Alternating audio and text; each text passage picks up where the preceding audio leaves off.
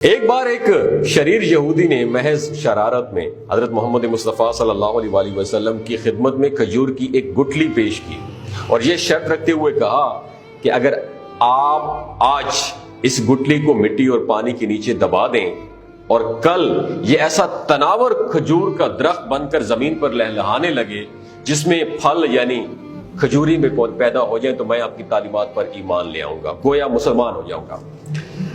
رسول اکرم صلی اللہ علیہ وآلہ وسلم نے اس کی یہ شرط، یہ کنڈیشن تسلیم کر لی اور ایک جگہ جا کر آپ صلی اللہ علیہ وآلہ وسلم نے اس گٹھلی کو مٹی کے نیچے دبا دیا اور اس پر پانی ڈال دیا اور اللہ سبحانہ و تعالیٰ سے دعا کی اور وہاں سے واپس تشریف لے گئے۔ اس یہودی کو دنیاوی اصولوں کی کسوٹی پر مکمل یقین تھا کہ ایک دن میں کسی طرح بھی کھجور کا درخت تیار ہو ہی نہیں سکتا۔ Is it not possible? It's not possible۔ لیکن رسول اکرم صلی اللہ علیہ وآلہ وسلم کی ذات اقدس کی روحانیت اور آپ کا اعتماد اس کے دل میں کھٹک رہا تھا اور خدشہ ضرور پیدا کر رہا تھا کہ کہیں کل ایسا ہی نہ ہو جائے کہ کھجور کا درخت سچ مچ اگائے اور اس سے سچ مچ ایمان لانا پڑے۔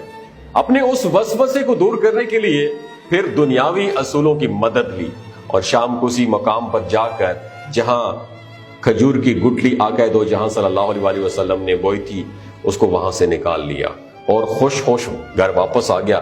اب کھجور کا نکلنا تو دور کی بات، کھجور کے درخت کا نکلنا ہی محال ہے، لیکن وہ نہیں جانتا تھا کہ جب معاملہ اللہ سبحانہ و تعالیٰ اور اس کے رسول حضرت محمد مصطفیٰ صلی اللہ علیہ وآلہ وسلم کے درمیان ہو تو دنیاوی اسباب بے وقت بے معنی ہو جاتے ہیں۔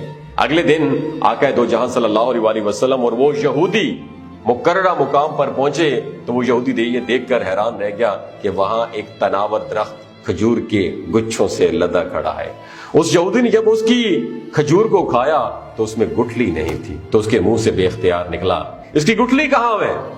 تو مرکوم ہے کہ اس موقع پر رسول اللہ صلی اللہ علیہ وآلہ وسلم نے ارشاد فرمایا، گٹھلی تو تم نے کل شام ہی نکال لی تھی، اس لیے گٹھلی تو کھجور میں نہیں ہے، البتہ تمہاری خواہش کے مطابق کھجور کا درخت اور کھجور موجود ہے۔ کہا جاتا ہے کہ وہ یہودی اللہ سبحانہ و تعالیٰ کے حکم سے رسول اللہ صلی اللہ علیہ وآلہ وسلم کے اس معجزے کو دیکھ کر مسلمان ہو گیا۔ اس واقعے کے بعد سے آج تک بغیر گٹھلی والی معجزاتی کھجور مدینہ منورہ میں خوب اگتی ہے اور دکانوں پر بھی فروخت ہوتی ہے۔ اس کھجور کا اصل نام سکل ہے اور اسے سجل کے نام سے بھی جانتے ہیں۔ اگر آپ کو نام یاد نہ رہے تو اسے بے دانہ کھجور کہہ کے بھی طلب کر سکتے ہیں۔ اور اب بہت زیادہ علم رکھنے والے بالخصوص نباتیات کے ماہرین، باٹنی کے ماہرین یہ بھی پوچھیں گے کہ جب سکل کھجور بے دانہ کھجور میں گٹھلی نہیں تو اس کی مزید کاشت 1400 سالوں سے کیسے ہو رہی ہے؟ تو بتانے والوں نے بتایا ہے کہ اس کے سوکھے پتے کھجور کے باغوں میں مٹی میں مکس کر کے نئے پودوں کی بنیاد بن جاتے ہیں۔ تو دوستو یہ انفارمیشن جب مجھ تک پہنچی تو سوچا آپ کے ساتھ بھی شیئر کروں تاکہ آپ کا بھی ایمان تازہ ہو جائے۔ اگر یہ انفارمیشن آپ کو اچھی لگی ہو دوسرے مسلمان بھائیوں کے ساتھ بھی ضرور شیئر کیجیے گا۔ اپنا اور اپنے ساتھ رشتوں کا خیال رکھیے۔ اللہ حافظ۔ گلگت بلتستان کے ایوریج لوگوں کی عمر 90 سال سے بھی زیادہ ہوتی ہے۔ You know why? کیونکہ وہ شلاجیت استعمال کرتے ہیں، کیونکہ شلاجیت کے اندر 85 منرلز ہیں۔ اگر آپ چیزوں کو جلدی بھول جاتے ہیں، مردانہ کمزوری محسوس کرتے ہیں، اولاد جیسی نعمت سے محروم ہیں اور آپ کے ٹیسٹوسٹیرونز ہارمون امبیلنس ہیں، سپرم کاؤنٹ کم ہے، سدا بہار جوان نظر آنا چاہتے ہیں، خون کی کمی کو دور کرنا چاہتے ہیں، موٹاپا کم کرنا چاہتے ہیں تو ڈاکٹر اسد محمود کی ہیلتھ سائٹ شلاجیت ضرور استعمال کریں۔ یاد رکھیں ہمیشہ خالص، آرگینک اور قدرتی چیزوں کا استعمال کریں اور کیمیکل والے فوڈ سپلیمنٹ استعمال نہ کریں۔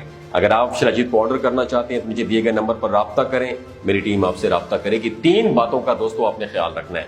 حاملہ خواتین، ہائی بلڈ پریشر والے لوگ، 15 سے 20 سال کی نوجوان نسل جو غیر شادی شدہ ہے اور سیکشول پاور کو انہانس کرنی چاہتی ہے، ڈاکٹر کے ایڈوائس کے بغیر شلاجیت استعمال نہیں کرنی ہے۔ بہت شکریہ۔